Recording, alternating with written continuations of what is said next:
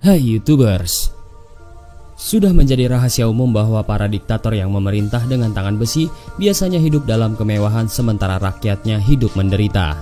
Memang era diktator kini mulai tumbang setelah banyak diktator mati atau dijatuhkan dari kekuasaannya.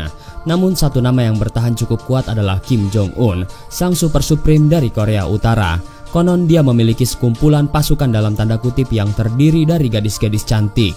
Pasukan ini dalam bahasa Korea disebut Gipeumjo atau berarti pasukan kenikmatan.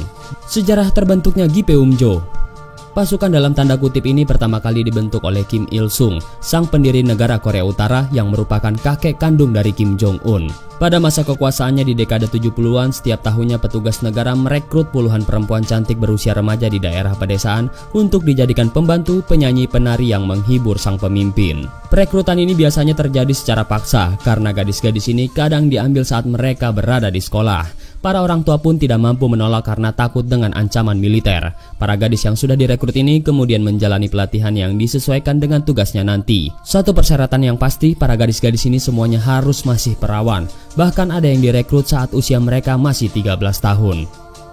Struktur Gipeumjo sesuai fungsinya. Pasukan ini dibagi dalam kelompok-kelompok. Setiap kelompok terdiri dari 3 grup, yaitu Manjokjo, pelayan seksual, Haengbokjo, tukang pijat, dan Gamujo, penari dan penyanyi. Sebelum tanda kutip resmi menjadi anggota pasukan, para gadis-gadis ini akan dilatih terlebih dahulu secara insentif oleh departemen khusus. Yang paling cantik akan dijadikan selir sang pemimpin. Setelah sang pemimpin bosan dengan satu perempuan, biasanya perempuan itu dipensiunkan dengan cara dihibahkan kepada pejabat-pejabat tinggi di negara itu. Para gadis belasan tahun ini biasanya akan diberhentikan dengan resmi pada saat usia mereka mencapai 22 atau 25 tahun untuk digantikan lagi dengan kelompok-kelompok yang baru. Saat pensiun mereka biasanya dinikahkan dengan pejabat-pejabat yang mencari istri atau justru menjadi simpanan pejabat-pejabat yang telah beristri. Sempat dibubarkan. Pasukan ini sempat dibubarkan saat Kim Jong-un, presiden Korea Utara sekarang yang merupakan cucu dari Kim Il Sung, naik menggantikan ayahnya yang meninggal di tahun 2011. Menurut informasi, Kim Jong-un tidak mempercayai siapapun di awal kekuasaannya, sehingga dia memecat banyak orang dan memerintahkan polisi rahasia untuk memeriksa riwayat hidup pejabat-pejabat elitnya. Ini termasuk membubarkan Gipeumjo dan mengirimkan mereka kembali ke rumah masing-masing. Mereka juga disumpah untuk tidak menceritakan apapun tentang tugas mereka selama melayani ayahnya, dan juga diwajibkan menandatangani perjanjian khusus yang melarang mereka untuk menceritakan rahasia-rahasia negara yang tidak sengaja mereka dengar saat mereka sedang bertugas.